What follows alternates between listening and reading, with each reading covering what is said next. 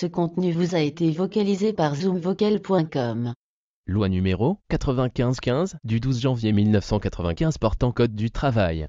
Le premier Code du travail ivoirien, loi numéro 64-290 du 1er août 1964 portant Code du travail. Titre 3, Salaire. Chapitre 1er, Détermination du salaire.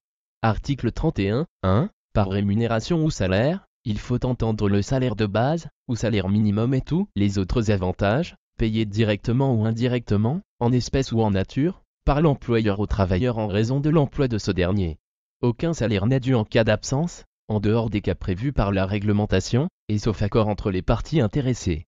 Article 31, 2. Dans les conditions prévues au présent titre, tout employeur est tenu d'assurer, pour un même travail, ou un travail de valeur égale, l'égalité de rémunération entre les salariés, quel que soit leur sexe, leur âge, leur ascendance nationale, leur race, leur religion, leurs opinions politiques et religieuses, leur origine sociale, leur appartenance, ou leur non-appartenance à un syndicat. Article 31, 3. Les différents éléments composant la rémunération doivent être établis selon les normes identiques pour les hommes et pour les femmes. Les catégories et classifications professionnelles, ainsi que les critères de promotion professionnelle, doivent être communs aux travailleurs des deux sexes. Les méthodes d'évaluation des emplois doivent reposer sur des considérations objectives, basées essentiellement sur la nature des travaux que ces emplois comportent. Article 31, 4. La rémunération d'un travail à la tâche ou aux pièces doit être calculée de telle sorte qu'elle procure aux travailleurs de capacité moyenne, et travaillant normalement un salaire au moins égal à celui du travailleur rémunéré au temps, effectuant un travail analogue.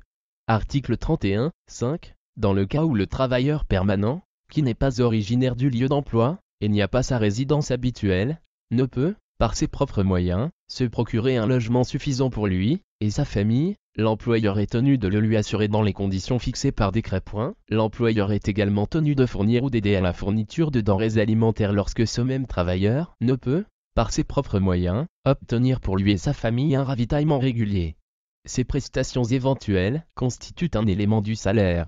Article 31, 6. Des décrets pris après avis de la Commission consultative du travail fixent les salaires minima interprofessionnels garantis, SMIG. Article 31, 7. Lorsque la rémunération des services est constituée, en totalité ou en partie, par des commissions ou primes et prestations diverses, ou des indemnités représentatives de ces prestations, dans la mesure où celles-ci ne constituent pas un remboursement de frais, il en est tenu compte pour le calcul de la rémunération du congé payé, ainsi que pour le calcul des indemnités de préavis, de licenciement, et des dommageux intérêts. Le montant à prendre en considération à ce titre est la moyenne mensuelle des éléments visés à l'alinéa précédent.